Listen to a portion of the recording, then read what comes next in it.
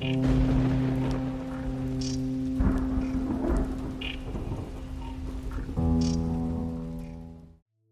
still remember the trip like it happened yesterday.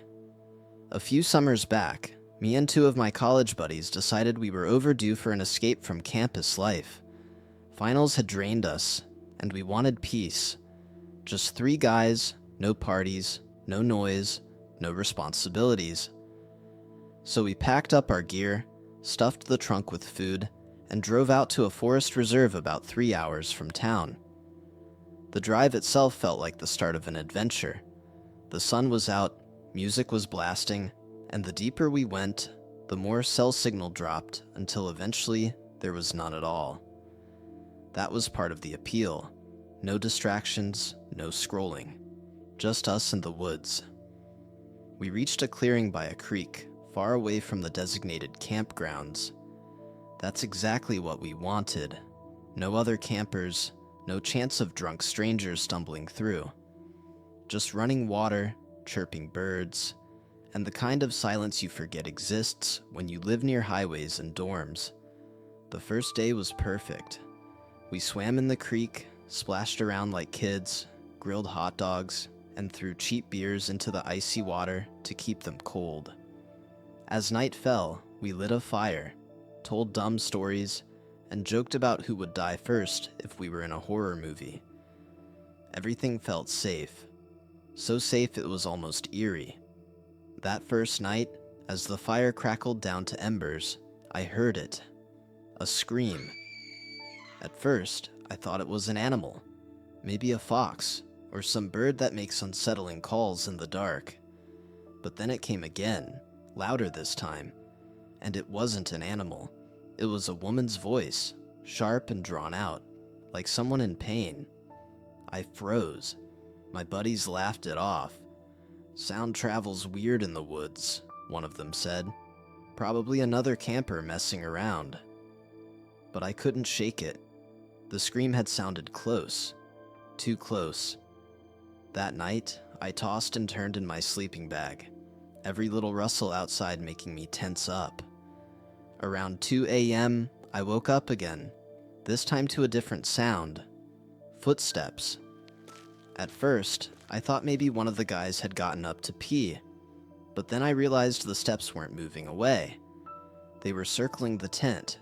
I whispered to my buddy lying next to me, "Do you hear that?" He didn't answer at first, but then I felt him tense up beside me. "Yeah," he whispered back. We held our breath as the steps moved slowly, deliberately, around our camp. Stopping. Starting. Almost like whoever it was wanted us to know they were there. My hand hovered near the zipper of the tent, but I couldn't bring myself to open it. Some primal fear told me not to look. Eventually, the steps faded. Neither of us slept again. Morning came, sunlight breaking through the thin nylon walls of the tent. We unzipped it cautiously, half expecting to see someone standing there, but the clearing was empty. Then we noticed something in the dirt near the fire pit. Footprints, barefoot. Small. Too small to belong to any of us.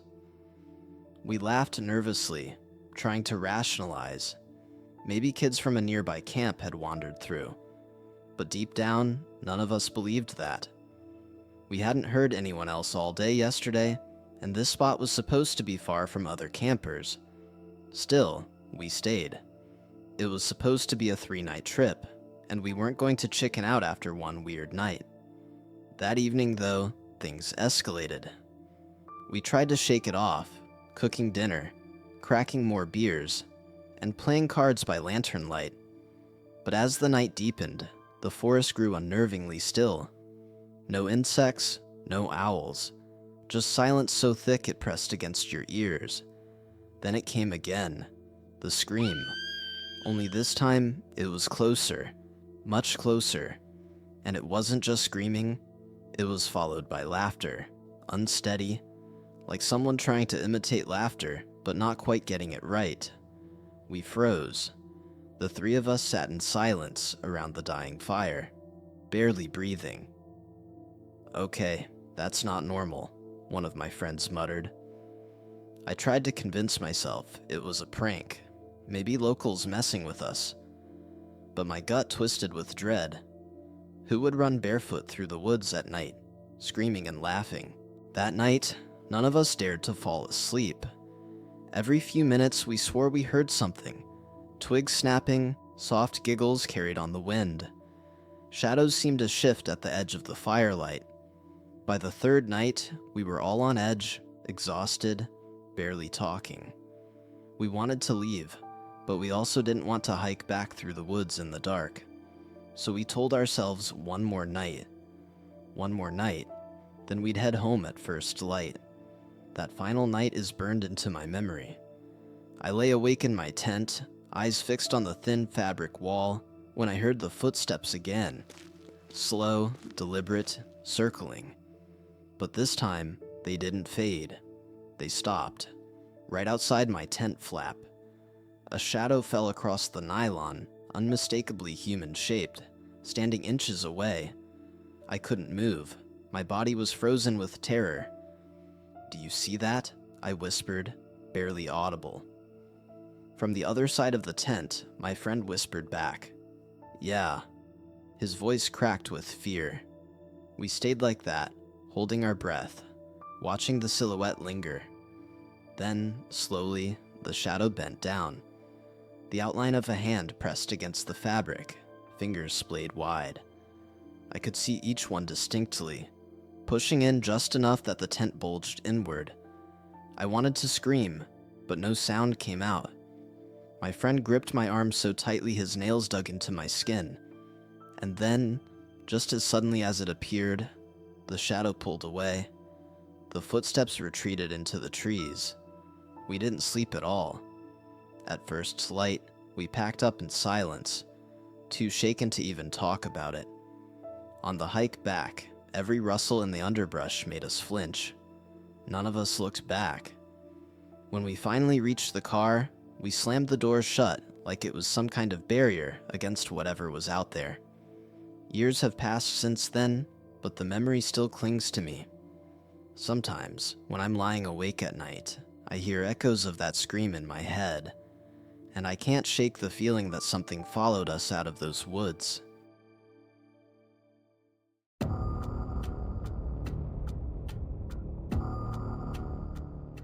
I was about 17 when this happened, and to this day, it's the story I never tell unless someone swears they want to hear something that'll keep them awake at night. It's the kind of memory that starts out ordinary, like any camping trip, and then twists into something I still can't explain. My cousin's family owned a ridiculous amount of land up in the mountains. Thick pines, steep hills, trails that felt more like deer paths than anything man-made. We'd been up there dozens of times, fishing, hunting, just messing around on dirt bikes. But that summer was different. We wanted independence. We wanted to prove we were old enough to handle being out there overnight on our own. When we told his grandfather, he didn't say much at first. Just gave us that look old folks do when they've already seen too much. Then, in his low voice, he said, "Stay close to camp. Don't go too far past the tree line. There's an old cabin out there you don't want to find." That was it. No details, no story, just a warning.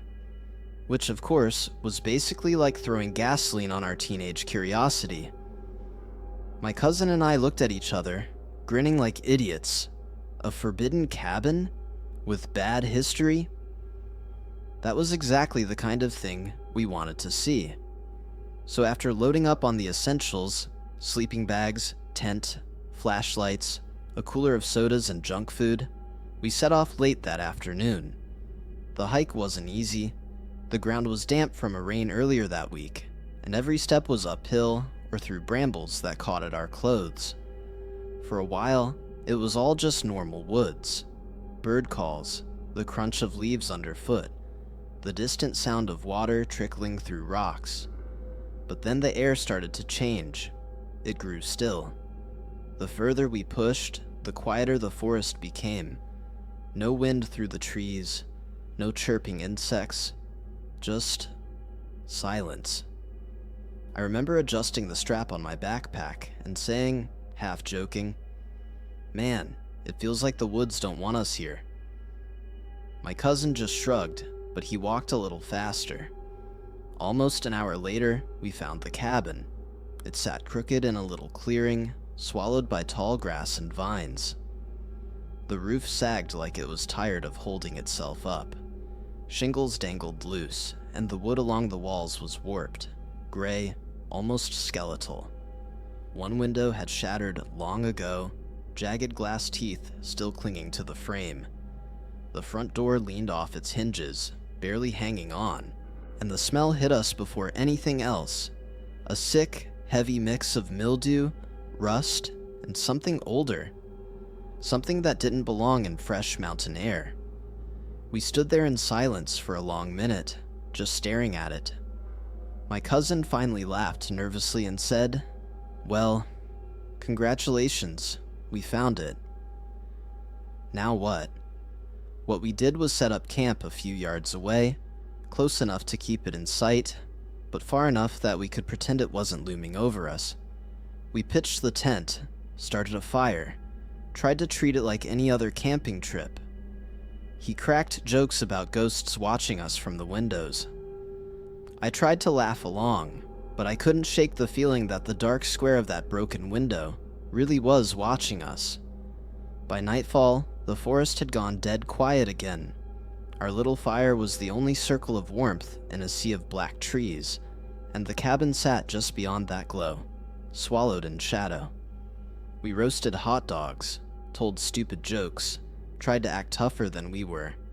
But as soon as we crawled into the tent and zipped it shut, reality hit. Every creak of branches, every rustle of leaves outside felt magnified. That's when I heard it. Knocking. 3 slow taps, not loud, but deliberate, like knuckles on hollow wood. I froze, thinking at first it was just in my head. But then I felt my cousin shift beside me. His breathing picked up. In a whisper, I asked, "You hear that?" He said, "Yeah." We both held still, waiting, and then it came again. 3 knocks. I wanted to believe it was the wind, a branch, an animal. But then I noticed something else. A faint glow through the fabric of the tent. Orange, flickering. My cousin unzipped the flap just a crack, and we both leaned toward the opening. My stomach dropped. The cabin window, the one with broken glass, was glowing faintly, like firelight inside. "Someone's in there," my cousin whispered. "That's impossible," I muttered back, but my throat was dry. We hadn't seen a soul for miles. No footprints on the trail, no smoke, no sound, nothing. And yet, through that busted window, a warm glow pulsed faintly, flickering like the reflection of flames. That's when the sound began.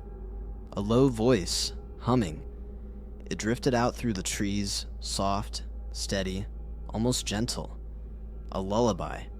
Not a tune I knew, but it had that rhythm. The kind of song meant to rock a child to sleep. Every hair on my body stood on end. My cousin shot me a look, eyes wide, face pale. He didn't wait. He burst out of the tent, bolting for the fire pit like running from the sound itself. But I couldn't move. I don't know why. Maybe fear rooted me there. Maybe curiosity. But I stayed crouched, staring through the slit of the tent flap. The glow inside the cabin flickered. The humming carried on, slow and steady. And then, mid-note, it stopped. The silence that followed was so thick, I could hear the blood pounding in my ears. Then came the sound that broke me. Footsteps, heavy, slow, crossing the cabin floor, boards groaning under weight. I clamped a hand over my mouth, every nerve screaming at me to run, but my legs wouldn't work. The steps continued, unhurried, like whoever was inside knew I was listening. Finally, instinct took over. I stumbled out of the tent, half tripping, and sprinted toward my cousin. He was standing by the fire, flashlight trembling in his hands, staring at the cabin. I followed his gaze. The glow was gone. No firelight. No humming. Just the black hollow of broken windows. We didn't go back in the tent. We sat by the fire the rest of the night, shoving more wood into it every time it burned low, too terrified to let the darkness take over. When dawn finally broke, exhaustion hit me like a weight. The cabin looked harmless again, sagging and broken, like nothing had happened. My cousin muttered, "We should just leave." But part of me needed answers, so in daylight, we forced ourselves to check. The air inside was cold, damp, heavy with the stink of mold. Dust coated everything. The floorboards sagged, some split wide open. But there was no fire pit, no lantern, no footprints, nothing to explain what we'd seen and heard, except for one thing. On the far wall, carved into the rotten wood, were 3 long scratches. Fresh. Deep. I ran my fingers over them, half expecting splinters. My cousin's voice cracked when he whispered, "Those weren't here yesterday." We stared at them in silence, both of us knowing exactly how many knocks we'd heard the night before. 3. We didn't argue about leaving. We packed up in record time and hiked back, barely speaking the entire way. And I've never gone back. Even now, years later, sometimes when the night is too quiet, I'll catch myself hearing that lullaby in my head, soft, slow. And when I do, I can almost hear what followed. 3 knocks, patient, waiting. Like whatever was in that cabin is still trying to get my attention.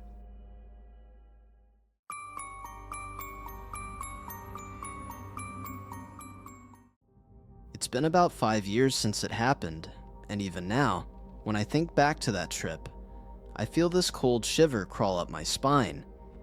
I don't usually talk about it, mostly because people either laugh it off or tell me I must have imagined things, but I know what I saw, and I know what I heard. It was supposed to be simple, just a weekend camping trip with some coworkers. Honestly, we weren't even that close. It wasn't like we were best friends or anything. It was one of those team-building ideas that sounded fun on paper. A few of the guys liked the outdoors, and someone suggested we all go camping together, sit by a fire, share drinks, maybe do some hiking. I figured, why not? 2 days away from the city didn't sound too bad.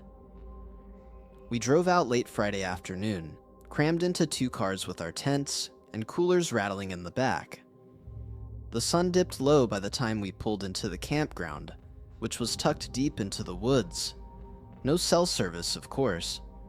Just a dirt lot, a trail leading into the trees, and a silence that settled the moment we turned the engines off. The first night was exactly what you'd expect. We set up camp, got a fire going, and cooked burgers over the flames. There was beer, there were dumb stories, and there was that kind of laughter you only get when everyone's a little buzzed, and the stars are so bright you forget about city lights.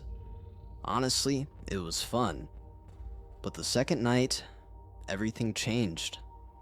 After dinner, one of the guys, Tom, stood up and stretched. "I'll go grab more wood," he said casually, and he wandered off into the dark with a flashlight.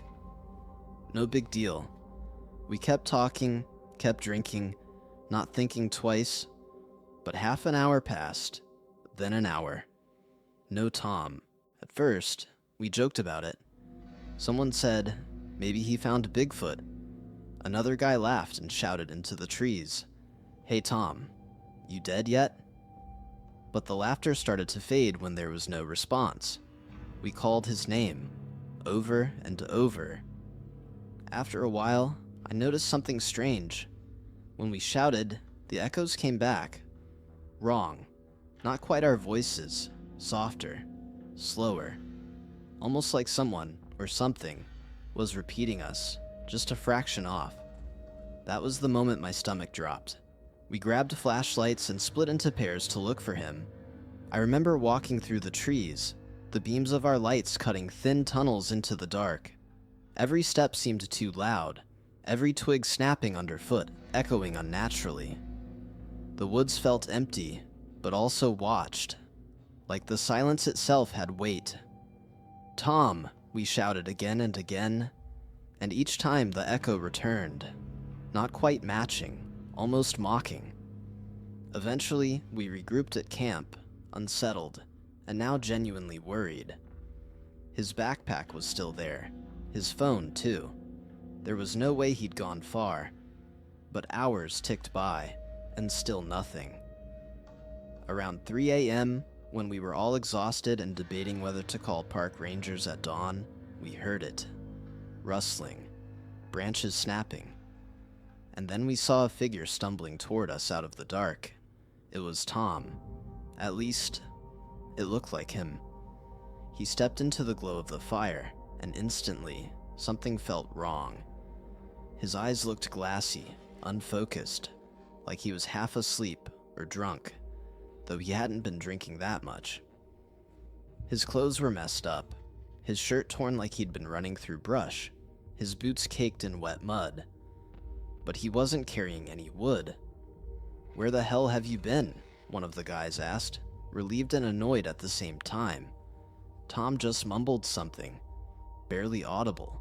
I had to lean in to catch it. "I was following the light," he said, voice low and distant. We all exchanged confused looks. "What light?" someone asked. But Tom didn't answer. He just sat down heavily by the fire, staring into the flames like he didn't even recognize us. Eventually, he curled into his sleeping bag and passed out without another word. The next morning, we thought maybe we'd get some answers, but when we asked him where he'd gone, Tom frowned like we were messing with him. He swore up and down that he'd never left camp. He said he went to bed right after dinner and had been asleep all night. We tried to argue, told him we saw him come out of the woods at 3, his clothes filthy, his eyes glazed over, but he just laughed it off. "You guys were drunk," he said. "Stop messing with me." But I know what I saw. We all do. His boots were still muddy that morning, streaks of dark soil smeared across the tent floor. His shirt was ripped, and none of us could forget the way he said it, in that strange, flat voice. "I was following the light." And here's the part that eats at me the most. Sometimes, when I think back, I'm not entirely sure the person who came back was really Tom. He looked like him, sure. He sounded like him. But there was something in his eyes that night. Something hollow, like whatever makes a person, them had been replaced. We stayed one more night, none of us brave enough to pack up in the dark. But I don't think any of us slept. By morning, we left in silence, eager to get back to the safety of the city. We never talked about it again. Not really. It was one of those things everyone quietly agreed to bury, like if we didn't acknowledge it, it couldn't follow us. But sometimes I wonder, if Tom was telling the truth, if he really never left his tent, then who, or what, was it that stumbled back into our camp that night? And if it wasn't him, did something else take his place?